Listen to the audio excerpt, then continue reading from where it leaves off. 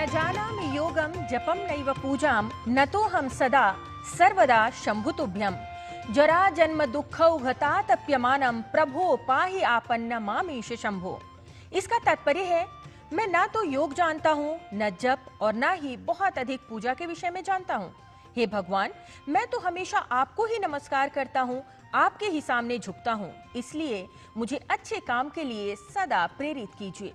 नमस्कार, मैं हूं लता, आपके साथ सुप्रभातम कार्यक्रम में आपका स्वागत है।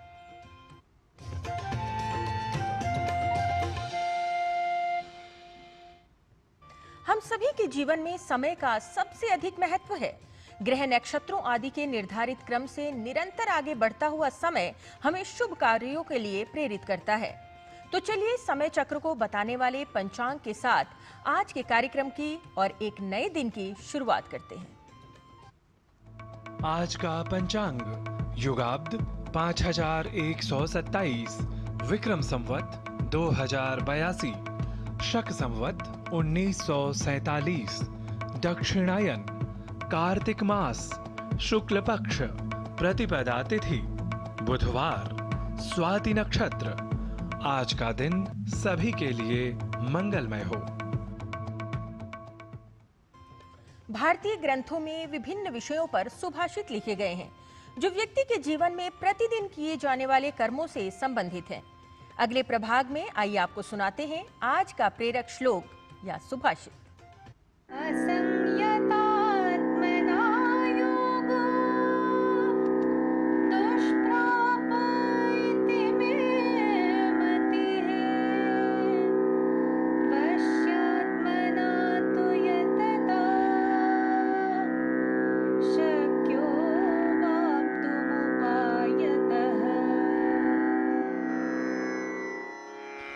जिसका मन निरंकुश है, उसके लिए योग प्राप्त करना कठिन है, परंतु जिन्होंने मन को वश में करना सीख लिया है और जो उचित साधनों से यत्नपूर्वक प्रयत्न करते हैं, वे योग में सिद्धि प्राप्त कर सकते हैं। Yoga is difficult of attainment by the ungoverned man. But he who is self-controlled will, by striving through proper methods, be able to achieve it. भारतीय ज्ञान परंपरा में आगे बढ़ेंगे और बात करेंगे काली मठ मंदिर की। काली मठ मंदिर उत्तराखंड के रुद्रप्रयाग जिले में स्थित एक प्रसिद्ध धार्मिक स्थल है। ये 108 शक्तिपीठों में से एक माना जाता है। रुद्रप्रयाग में महाकाली, महालक्ष्मी और महासरस्वती के मंदिर हैं। इस मंदिर का संबंध देवी काली द्वारा राक्षसों के संहार से है। तो आइए देखते हैं हमारे सहयोगी धर्मेंद्र आर्य की इस रिपोर्ट के माध्यम से इस पवित्र मंदिर की आध्यात्मिकता के संबंध के विषय में।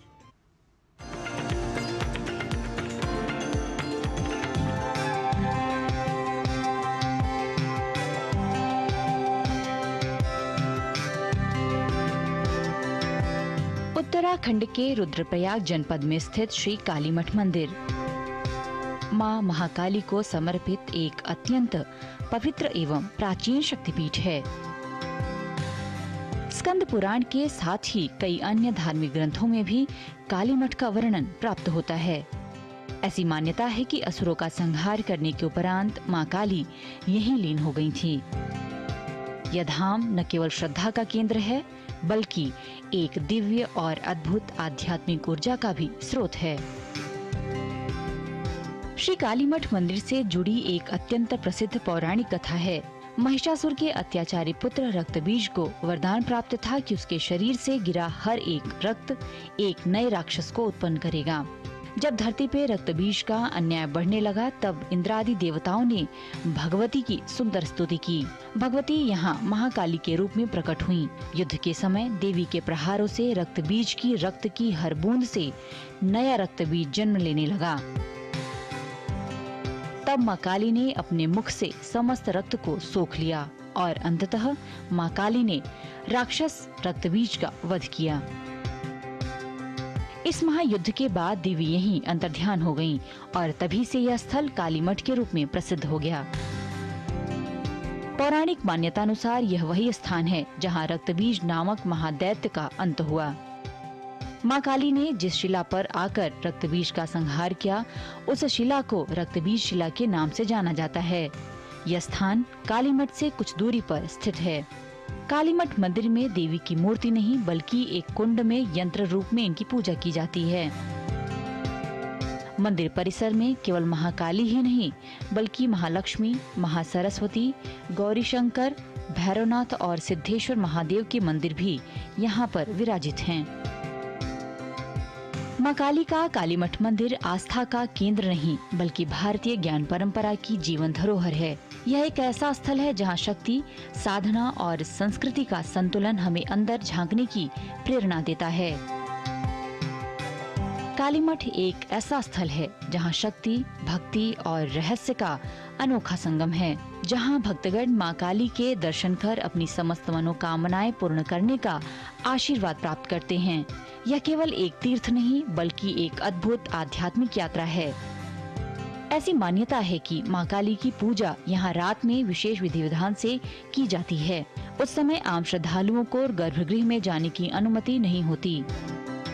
गर्भगृह के मध्य में एक कुंडी है जो रजत पात्र से ढकी रहती है, जो वर्ष में केवल एक बार शारदीय नवरात्रि की अष्टमी को खोली जाती है। इस कुंडी के भीतर क्या है, यह आज भी एक रहस्य बना हुआ है। गर्भगृह में देवी की कोई मूर्ति नहीं है। रक्तबीज दैत्य के वध के बाद माँ काली इसी स्थान पर समाधस्थ हो गयीं। यह स्थान अत्यंत रहस्यमय माना जाता है क्योंकि यहाँ प्रत्यक्ष दर्शन संभव नहीं, लेकिन साधक अपने मन से माँ की उपस्थिति अनुभव कर सकते हैं। यहाँ पर देश से नहीं बल्कि विदेशों से भी लाखों श्रद्धालु प्रतिवर्ष आते हैं। भारतीय ज्ञान परंपरा के प्रवाहित संस्कृति विशेष में कालीमठ मंदिर भक्तों को आध्यात्मिक रूप से जोड़ता हुआ उन्हें सुख और समृद्धि प्रदान करता है। मनोरम प्रकृति के छटाओं के मध्य स्थित यह मंदिर निसंदेह ही सबके मन में नवीन चेतना को भर देता है। निधि तिवारी के साथ धर्मेंद्र आर्य की रिपोर्ट, डीडी न्यूज।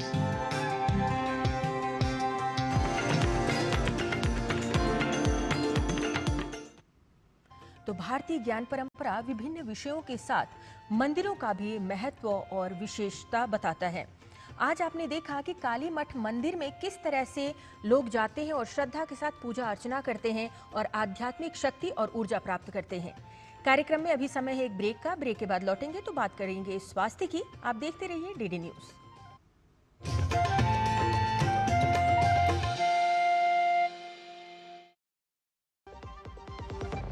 कभी नाच गाना और बेहतरीन खाना, कभी सास बहू की नोक-झोंक में स्वाद का मुस्कुराना, कभी रिश्तों में मुस्कुराहट और स्वाद भरना।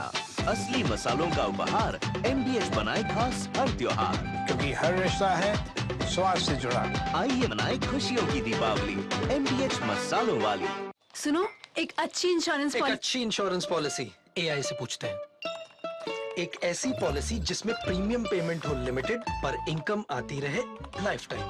LIC का जीवन उत्सव। एक ऐसी पॉलिसी जो दे होल लाइफ इंश्योरेंस कवर भी। LIC का जीवन उत्सव। वाओ, चलो तो LIC की जीवन उत्सव पॉलिसी ही लेते हैं। मैं भी तुमसे यही कह रही थी, LIC का जीवन उत्सव। लाइफ टाइम सेलिब्रेशन मनाइए LIC के जीवन उत्सव के साथ। फ्यूचर सेट है।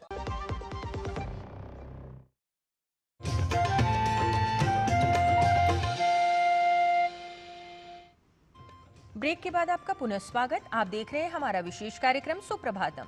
आइए अब बात करते हैं स्वास्थ्य की। भोजन औषधि बन जाए तो दवा की आवश्यकता नहीं होती। आहार का प्रभाव हमारे स्वास्थ्य और त्वचा पर पड़ता है। आयुर्वेद में आहार को बहुत महत्वपूर्ण माना जाता है। देखिए ये रिपोर्ट।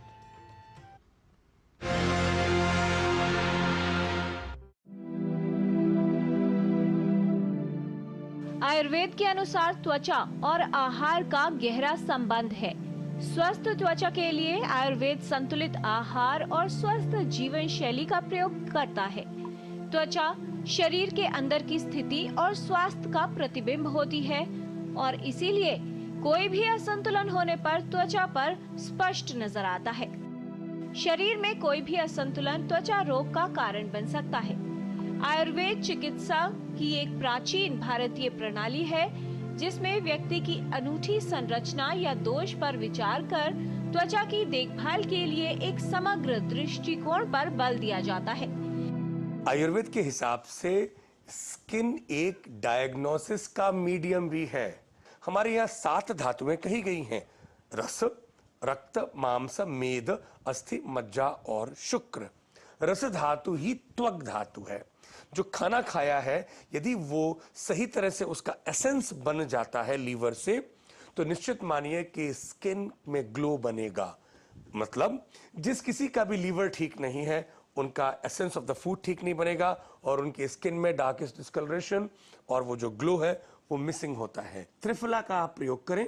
आप त्रिफला को उबालें। 1 चम्मच त्रिफला को 200 ml पानी में डाल के इतना उबालें कि आधा रह जाए। जब गुनगुना हो जाए तब उसे छान लें, फिल्टर करें। थोड़े से छोटे से कपड़े में डाल करके उसको अपने स्किन पे अप्लाई करें। 5 मिनट तक बैठें और उसके बाद में स्नान करें। आयुर्वेद के अनुसार त्वचा के कई प्रकार हैं। त्वचा के विभिन्न प्रकार की पहचान करना और त्वचा को स्वस्थ और दमकती हुई बनाने के लिए आवश्यक जड़ी बूटियों का प्रयोग करना, इस पर बल दिया जाता है। पारंपरिक और प्राकृतिक तरीकों का उपयोग कर त्वचा का निखार बढ़ाया जा सकता है। त्वचा के प्रत्येक प्रकार की कुछ विशेषताएं होती हैं और इसी में संतुलन और दोषों को दूर करना आयुर्वेद का प्रमुख उद्देश्य रहता है।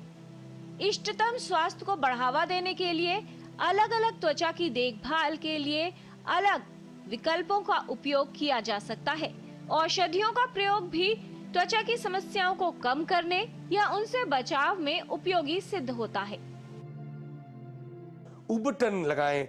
जो चना का जो पाउडर है, बेसन, उसको आप उबटन रब करें शरीर में, तो ये निश्चित मानिए कि कम से कम 3 घंटे तक फाउल स्मेल से आप बच सकते हैं। और यदि आप चाहते हैं कि आपके स्किन में बहुत अच्छा ग्लो हो, यदि कहीं पे आपके क्रैक्स हो रहे हो वो भर जाएं, तो महीने में 1 बार हल्दी का प्रयोग करें। हल्दी को थोड़े सी नीम के साथ में मिला लें, रात्रि में थोड़ा ड्राई कर लें, आधे घंटे के बाद में, और बिना वॉश करे सो जाएं और अगले दिन फिर आप उसे वॉश करें, तो आप देखेंगे कि 1 वीक और विदिन 2 वीक्स आपकी जो एड़ी है उनमें एक भी क्रैक नहीं रहता है, बिल्कुल सॉफ्ट क्लीन स्किन हो जाती है। त्वचा को बेहतर बनाने के लिए आयुर्वेदिक आहार को शामिल करना और अपने दोषों के अनुरूप विशिष्ट तेलों का उपयोग कर, औषधियों का उपयोग कर त्वचा को स्वस्थ बनाया जा सकता है। आयुर्वेद में विरुद्ध आहार का उल्लेख मिलता है, जिसका अर्थ है ऐसा आहार जो स्वास्थ्य के लिए अनुकूल न हो या असंगत आहार, जिसके सेवन से त्वचा और स्वास्थ्य पर प्रतिकूल प्रभाव पड़ता है, दोषों का असंतुलन उत्पन्न होता है और त्वचा की कई समस्याएं उत्पन्न हो सकती हैं। सबसे बड़ी दवा स्किन के लिए है नीम। यदि आपको नीम की पत्तियां, नीम की छाल, जो हर जगह प्रचुर मात्रा में बड़ी सुलभता से अवेलेबल है, पत्तियों का 50 ग्राम पाउडर और छाल का भी 50 ग्राम पाउडर, दोनों को मिलाकर के एक कंटेनर में रखें। रोज सुबह सुबह 1/4 चम्मच ये पाउडर 200 ml पानी में डाल के उबालें कि 100 ml रह जाए। फिर इसको ठंडा करके इसमें थोड़ा सा शहद मिला के पिए, डायबिटीज नहीं है तो। Otherwise without it you have to drink. कड़वा तो होगा, लेकिन ये आपकी स्किन में ऐसा अद्भुत ग्लो पैदा करेगा जिसकी आप कल्पना भी नहीं कर सकते बंधु। आयुर्वेद में ऐसे आहार लेने की सलाह दी जाती है जिसका पाचन सरलता से हो सके। यदि आप अपने आहार का ध्यान नहीं रखते, स्वाद के चक्कर में कुछ भी खा लेते हैं, तो जान लें कि ये आपकी त्वचा के स्वास्थ्य को भी प्रभावित कर सकता है। संतुलित आहार और स्वस्थ जीवन शैली को अपनाकर अपने त्वचा के स्वास्थ्य को बेहतर बनाया जा सकता है। किरण भारद्वाज, डीडी न्यूज।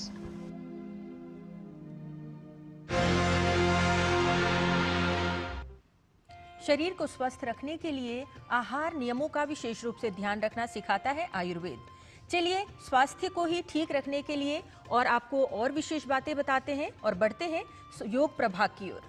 स्वस्थ जीवन के लिए योग एक प्रभावशाली प्रकार है जिसके माध्यम से शरीर के अंगों के साथ मन मस्तिष्क को भी संतुलित किया जा सकता है।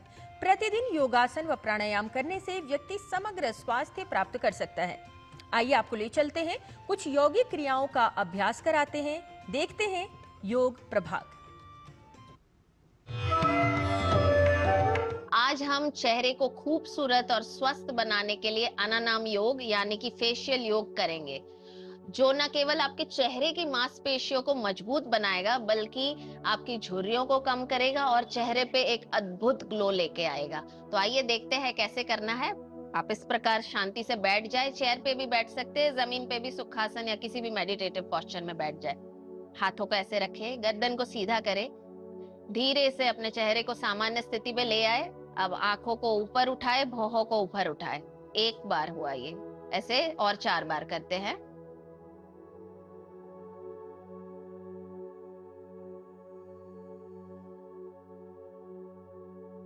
दूसरा, अपने चेहरे को बंद करके, मुंह को बंद करके धीरे से स्माइल दीजिए और आंखें बड़े कीजिए। इसे भी 5 बार करना है।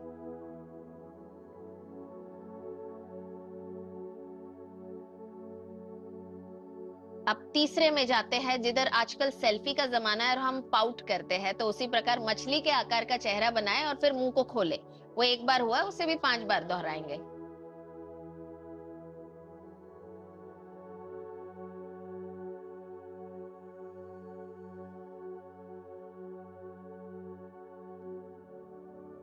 अब आखिरी, धीरे से अपने गर्दन को ऊपर उठाए। अब राइट साइड मोड़े, मुंह को बंद रखते हुए अपने जबड़ों को अंदर बाहर 5 बार करेंगे।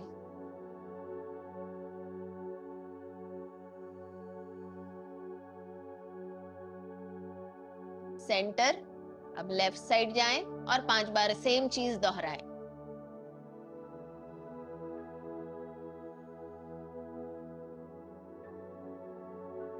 सेंटर और नीचे, और आखिरी में यही चीज अब ऊपर देखते हुए छत को सेंटर में करेंगे। तो गर्दन को ऊपर उठाए, छत को देखते रहे, मुंह बंद रखे और यही चीज दोहराए।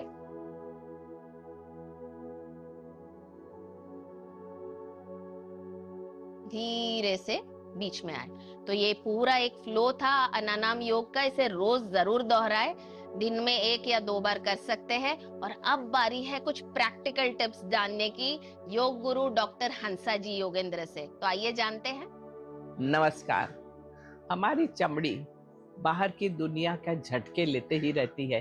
बाहर पोल्यूशन रहा है, चमड़ी पर असर पड़ता है, धूल चमड़ी पर असर पड़ता है, और इसीलिए इस चमड़ी का ध्यान देना बहुत जरूरी है। तो स्किन केयर में सबसे मेन है ओट यानी जव को बारीक बना ले, उसका पाउडर बना ले और उसमें दही 1 चम्मच डालकर उसका पेस्ट बनाकर वो हमारी चमड़ी पर लगाएं।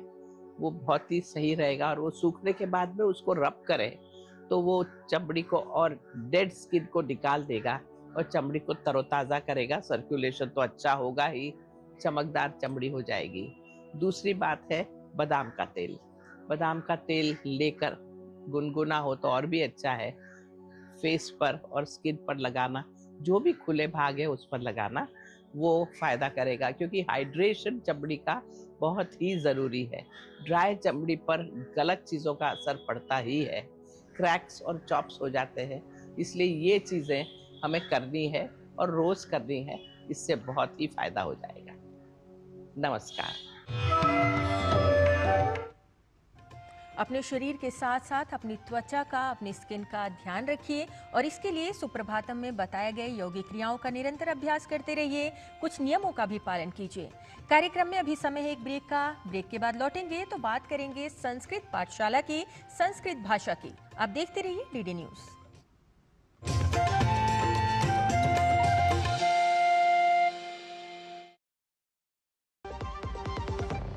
कभी नाच गाना और बेहतरीन खाना, कभी सास बहू की नोक-झोंक में स्वाद का मुस्कुराना, कभी रिश्तों में मुस्कुराहट और स्वाद भरना।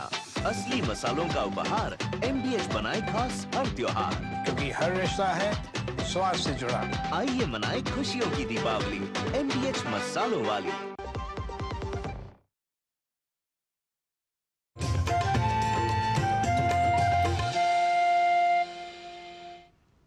ब्रेक के बाद आपका पुनः स्वागत। आप देख रहे हैं विशेष कार्यक्रम सुप्रभातम, जिसमें अब बात करेंगे संस्कृत भाषा की। संस्कृत पाठशाला में अब समय है शुद्ध पदों के प्रयोग से जुड़े अभ्यास का, पुनरावृत्ति का, क्योंकि कई बार हम ये जान लेते हैं कि कौन सा शब्द शुद्ध है और कौन सा अशुद्ध। तब भी हमसे हो जाती है कई त्रुटियां। तो अशुद्धि से शुद्धि की ओर चलते हैं। आइए आपको संस्कृत पाठशाला में ले चलते हैं।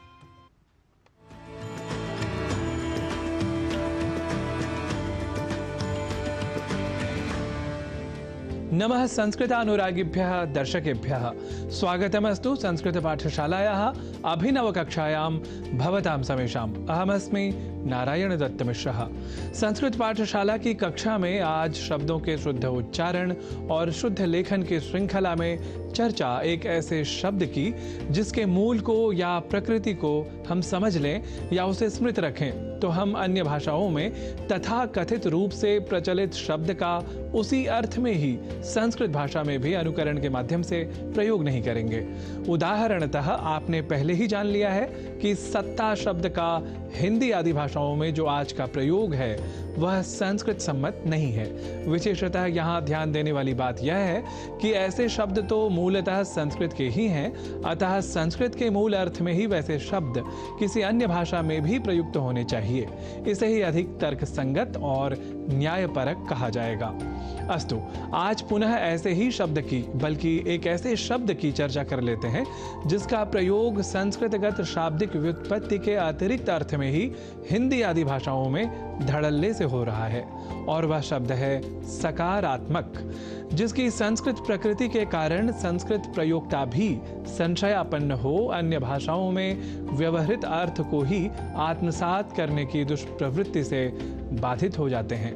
देखिए, संस्कृत व्याकरण में एक प्रत्यय है कार, जिसके लिए वार्तिक है वर्णात् कारः, अर्थात वर्ण बोधनार्थ या सम्यक उच्चारणार्थ कार प्रत्यय का प्रयोग होता है। अर्थात आपको कहना हो अ तो आप कार प्रत्यय का प्रयोग कर सकते हैं और आप कह सकते हैं अकार या अकारः, ऐसे ही क या ककारः। इसके साथ ही आप एक रोचक तथ्य यह भी जान लें कि संस्कृत वाङ्मय में एक प्रकरण परक नाटक प्रसिद्ध है मृच्छकटिकम, जहां एक पात्र आज के ही कई लोगों की भांति स श श इन तीनों वर्णों के उच्चारण को केवल और केवल श इसी रूप में उच्चारण किया करता था, अतः उसका नाम भी हमें वहां शकार के रूप में ही प्राप्त होता है। तो इसी वर्णात् कारः को ध्यान में रखते हुए जब हम स कहें तो सकार भी कह सकते हैं। और फिर सकार है आत्मा, जिसकी इस अर्थ में सकारात्मक या सकारात्मकः जैसे शब्द का प्रयोग हम संस्कृत में कर सकते हैं। अब बात कर लेते हैं कि आखिर हिंदी आदि भाषाओं में व्यवहृत सकारात्मक इस शब्द का समानांतर संस्कृत शब्द क्या है। देखिए, इसके लिए तो धनात्मकः, सम्यक, साधु, सुष्ठु जैसे शब्दों का प्रयोग हम कर सकते हैं। इसे वाक्य प्रयोग के माध्यम से भी समझ लेते हैं। जैसे हिंदी में वाक्य हो, वैश्विक संदर्भों में भारत सदैव सकारात्मक व्यवहार करता है, तब हम इसे संस्कृत में सकारात्मक शब्द का प्रयोग न करते हुए तथाकथित अच्छे या धनात्मक अर्थ को आत्मसात कर कहेंगे वैश्विक संदर्भेषु भारतम सदैव सम्यक व्यवहारम करोति। ऐसे ही हिंदी में कहें कि इस समय वैश्विक वित्तीय स्थिति सकारात्मक है, तो संस्कृत में इसे कहेंगे एतस्मिन् समये वैश्विकी वित्तीय स्थितिः धनात्मिकी अस्ति। और कहा जाए कि संस्कृत और संस्कृति के प्रति रहें सभी सकारात्मक, तो इसे संस्कृत में कहेंगे संस्कृतम संस्कृतिम च प्रति भवन्तु सर्वे धनात्मकाः। तो आप भी रहें सम्यक समीचीन स्थित्यां धनात्मक स्थित्यां वा इति शुभम कामयमानः। नौमि सर्वान् संस्कृत प्रियान्।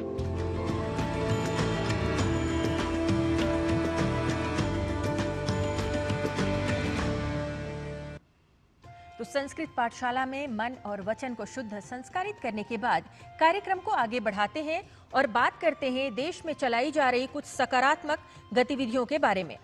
आइए आपको बताते हैं, तेलंगाना के आदिलाबाद जिले के सिरिकोंडा मंडल के सुदूर वन क्षेत्र वायुपेटा में आदिवासियों ने एक भी पेड़ काटे बिना लकड़ियों से महाकाली मंदिर का निर्माण किया है। आप देखिए ये विशेष रिपोर्ट और हमें हमारी पूरी टीम के साथ दीजिए अनुमति। नमस्कार।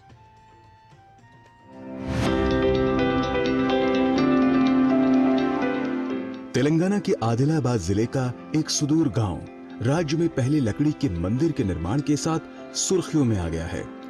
देवी महाकाली की पूजा के लिए निर्मित इस मंदिर का निर्माण एक भी पेड़ काटे बिना लकड़ी से किया गया है। पूरा गांव स्वेच्छा से इस पहल के लिए एक साथ आया है। मंदिर को देखने के लिए तेलंगाना से पूरे लोग आ रहे हैं। आज जंगल में खराब होने से लकड़ियां जमा करके संभाजी महाराज ने वो मंदिर की निर्माण करा। वो मंदिर एक पवित्रता है। वायुपेट तेलंगाना के आदिलाबाद जिले के सिरिकोंडा मंडल के वन क्षेत्र में बसा एक सुदूर गांव है। इस गांव की आबादी केवल 200 है और इनकी आजीविका का मुख्य स्रोत कृषि है। स्थानीय लोग शुरू से ही देवी महाकाली की पूजा करते आए हैं। संसाधनों की कमी के कारण ग्रामीणों ने देवी की पूजा के लिए एक फूस की झोपड़ी बनाई, लेकिन ग्रामीण किनाका शंभू की नेपाल यात्रा के बाद जहां उन्हें वहां के लकड़ी के मंदिरों से प्रेरणा मिली, स्थिति बदल गई। शंभू ने लकड़ी के मंदिर के अपने विचार को अपने स्थानीय साथियों के साथ साझा किया, जिन्होंने इसके निर्माण के लिए अपनी इच्छा व्यक्त की। पूरा गांव उनके साथ एकजुट हो गया और कुछ ही समय में एक भी पेड़ काटे बिना लकड़ी का मंदिर बन गया।